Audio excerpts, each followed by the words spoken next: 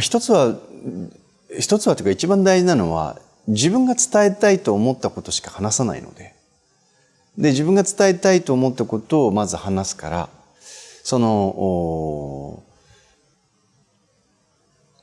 自分が伝えたいと思っていることを話すので、まず熱が伝わるんですよね。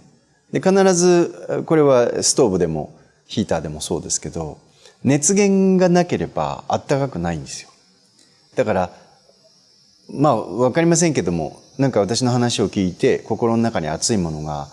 芽生えたと言ってくださる方があったとしたら、そうおっしゃる方があったとしたら、それは、私の中の熱源がその人に伝わったんだろうし、もっと言うとその人の中にその熱源があるんだよね。そこへ、だって燃えるものがなかったらどんなに着火したって火つかないじゃないですか。だから、その人の中に何か燃えていく可能性のあるものがあるわけですよね。そこに何か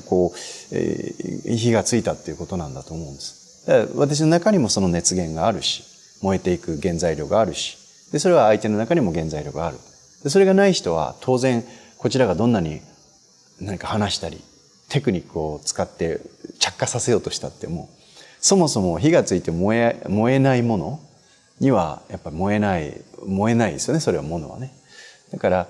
それは、もし何か私が講演会をした、そのことで何か聞いた人たちの中に熱いものが出てきたっていうんであれば、その人自身の中に熱きものがあったっていうことなんですね。例えば講演会を依頼されたと。で、もちろんそのシナリオを、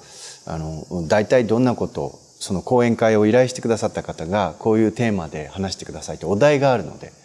このお題に関してはもちろんその基本線みたいなものは作るわけですね。で、その基本線っていうのは、講演の内容を作っていくのに関しても、核になるその軸みたいなものはどこに定めるのか、で最終的に皆さんが何を求めているのかっていうのもひっくるめて、そこへ基本線を決めてどんどん肉付けしていくわけですよ。で、この肉付けっていうのはいっぱいあった方がいいわけですけど、最終的にそれを全部時間内に伝えることができないから、最終的に何をやってるかというと、削ってるんですよ。どんどんギリギリまで削ってってするんですけど、でも最終的には講演会の時っていうのは、その依頼されて講演会の前の講演会会場に実際に自分が行くまでは、そこにいる人たちがどんな人でどんな雰囲気を持っててっていうのは違うわけなんですよね。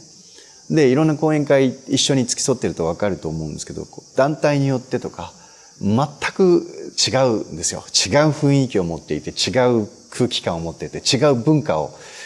それぞれ持ってるんですよね。で、そこは実際にある程度想像は回数こなしてるとできるんですけど、行ってみないとわからない。で、お説法って生きてないといけないので、